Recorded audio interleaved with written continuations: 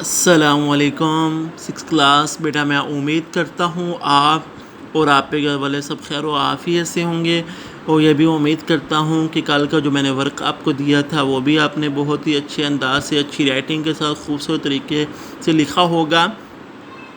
جیسا کہ آپ کو معلوم ہے کہ ہم نے اپنا جو ہے وہ سبق شروع کیا تھا، نظم ہم ایک ہیں، نظم ہم ایک ہیں، یہ ہم نے شروع کی تھی۔ کل ہم نے اس کے جو ہے وہ مشکل الفاظ کے معنی کیے تھے گرامر کی روح سے، اور جو ہے وہ پہلے بند کی ہم نے تشریح کی تھی۔ آج جو ہے وہ ہم اپنے سبق کا آغاز کرتے ہیں۔ آج کی ڈیٹ ہے 1 جون 2021 بروز منگل، جماعت کا کام۔ عنوان جو ہے وہ ہمارا پیارا ہم ایک ہیں، ذیلی عنوان اشعار کی تشریح، شاعر کا نام کلیم عثمانی۔ اس کے نیچے آپ بند نمبر 2 لکھیں گے جو ہے وہ مارکر کے ساتھ، پھر اس کے نیچے جو ہے وہ آپ تشریح لکھیں گے اس کی۔ تو بندوں 2 نمبر ہم پڑھتے ہیں۔ اس میں جو ہے وہ ایک چمن کے پھول ہیں سارے، ایک گگن کے تارے، ایک سمندر میں گرتے ہیں سب دریاؤں کے دارے، جدا جدا ہیں لہریں سرگم، ایک ہیں ہم ایک ہیں، اس پرچم کے سائے تلے ہم ایک ہیں، ہم ایک ہیں۔ ایک ہی کشتی کے ہیں مسافر، ایک منزل کے راہی، اپنی آن پہ مٹنے والے ہم جانباز سپاہی، بند مٹھی کی صورت باہم ایک ہیں، ہم ایک ہیں، اس پرچم کے سائے تلے ہم ایک ہیں، ہم ایک ہیں۔ بند نمبر 2 اور بند نمبر 3 ان دونوں کی آج انشاءاللہ ہم تشریح کرتے ہیں۔ سب سے پہلے بند نمبر 2 کی کرتے ہیں۔ بند کی تشریح شروع کرنے سے پہلے، جیسے میں نے کل بھی آپ کو کہا تھا کہ ہم سب بند کے اندر جو مشکل الفاظ کے معنی ہیں پہلے وہ نکالیں گے، وہ لکھیں گے، اس کے بعد جو ہے وہ ہم تشریح جو ہے وہ آپ آگے کریں گے۔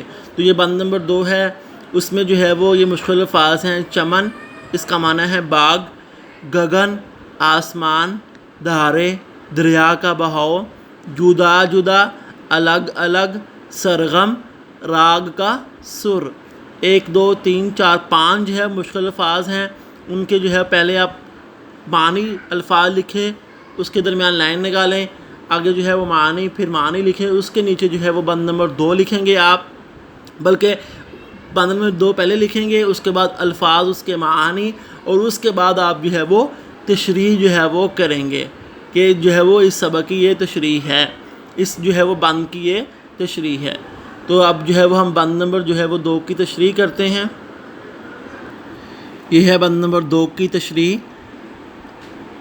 بند نمبر 2 میں شاعر جو ہے وہ بیان کرتا ہے کہ اگر اس وطن کو، یہ بھی آپ نے شروع میں لکھیں گے، بند نمبر 2 کے جو ہے وہ بند نمبر 2 میں شاعر کہتا ہے کہ اگر اس وطن کو ایک باغ کی حیثیت دی جائے تو ہم سب اس کے پھول ہیں، اگر اس وطن کو آسمان سمجھا جائے تو ہم سب اس کے ستارے ہیں، ہم وہ دریا ہیں جو بالآخر ایک ہی سمندر میں جا گرتے ہیں، اگر ہماری لہریں جدا جدا ہیں، یعنی ہم صوبوں کے لحاظ سے الگ الگ زبانیں بولنے والے ہیں، الگ الگ ثقافت رکھتے ہیں، لیکن ہمارا منبع یعنی دین اسلام تو ایک ہی ہے جس نے ہمیں اکٹھا اور متحد کیا ہوا ہے۔ ہماری سریں چاہے الگ الگ ہوں لیکن سرگم تو ایک ہی ہے، یہاں جو ہے وہ ہماری الگ الگ سریں ایک دوسرے میں ضم ہو جاتی ہیں، ضم یعنی کہ مل جاتی ہیں۔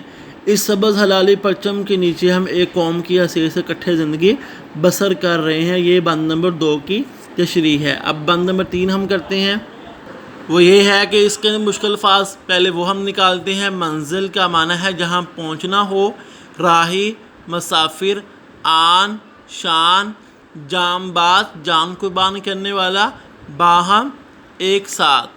تو یہ تھے مشکل الفاظ کے معنی جو اس بند کے اندر ہیں، جو پہلے آپ لکھیں گے، پھر اس کے بعد اس کی تشریح کریں گے۔ بند نمبر 2 لکھنے کے بعد آپ جو ہے وہ پہلے مشکل الفاظ کے معنی لکھیں گے، پھر اس کے بعد اس کی تشریح کریں گے۔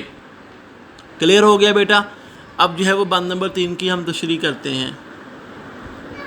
یہ ہے بند نمبر 3 کی تشریح۔ بند نمبر 3 کے اندر شاعر جو ہے وہ کہتا ہے، کیونکہ شاعر کا نام ہم پہلے لکھ لیا تھا، عنوان ذیلی عنوان، اور اس کے نیچے شاعر کا نام کلیم عثمانی، ٹھیک ہے؟ تو بار بار جو ہے وہ بند کے اندر جو ہے وہ ہم شاعر کا نام نہیں لکھیں گے، تو شروع میں ہم یہی لکھ دیں گے کہ بند نمبر 3 میں شاعر کہتا ہے ہم سب پاکستانی ایک ہی وطن کے باسی ہیں، ایک ہی کشتی میں سوار ہیں اور ہماری منزل بھی ایک ہی ہے، ہم سب اپنی عزت پر جان قربان کرنے والے ہیں، ہم اتحاد و اتفاق کا پیکر ہیں، کھلے ہاتھ کی طرح نہیں ہیں بلکہ بند مٹھی کی مانند ہیں جو مکے کی شکل اختیار کر لیتی ہے اور اپنی طاقت منواتی ہے۔ اس سبز ہلالی پرچم کے سائے تلے ہم سب ایک قوم کی حیثیت سے زندگی بسر کر رہے ہیں۔ یہ بند نمبر 3 کی تشریح ہوگی۔ تو آج کا کام کیا ہے؟ اردو 1 کا بند نمبر 2 اور بند نمبر 3 کی تشریحات، ان کے مشکل الفاظ کے معانی جو ہے وہ آج کی ڈیٹ، دن اور جو ہے وہ جماعت کا کام، عنوان، ذیلی عنوان، شاعر کا نام لکھ کر خوبصورت طریقے سے مارجن لائن کے اندر لکھیں گے اچھی رائٹنگ کے ساتھ، تو اس کو پھر یاد بھی کریں گے۔ تو میں امید کرتا ہوں کہ اردو 1 کے کام کو بہت ہی خوبصورت انداز سے آپ لکھیں گے، پھر اس کو یاد بھی کریں گے۔ آئیے ہم جو ہے وہ اب اردو B کا کام کرتے ہیں۔ جیسا کہ آپ کو معلوم ہے کہ ہم نے واحد جمع شروع کیے ہوئے تھے، کل یہاں تک ہم نے اپنے جو ہے وہ کام کو کمپلیٹ کیا تھا۔ آج یہاں سے شروع کرتے ہیں۔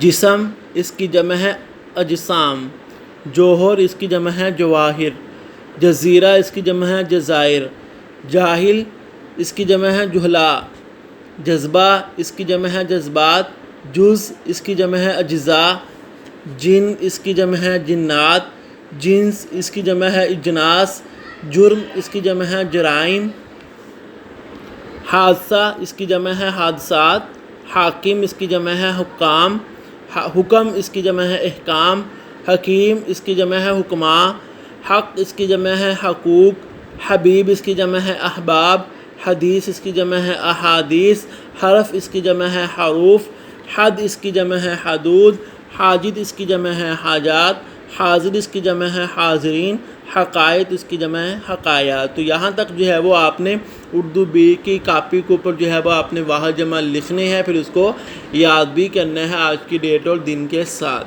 میں امید کرتا ہوں کہ اردو A کے کام کو بھی، اردو B کے کام کو بھی جو ہے وہ آپ خوبصورت انداز سے، خوبصورت انداز کا مطلب روزانہ کا کیا مطلب یہ ہوتا ہے کہ اچھی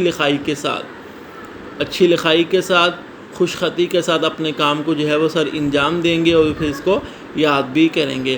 السلام علیکم ورحمۃ اللہ وبرکاتہ۔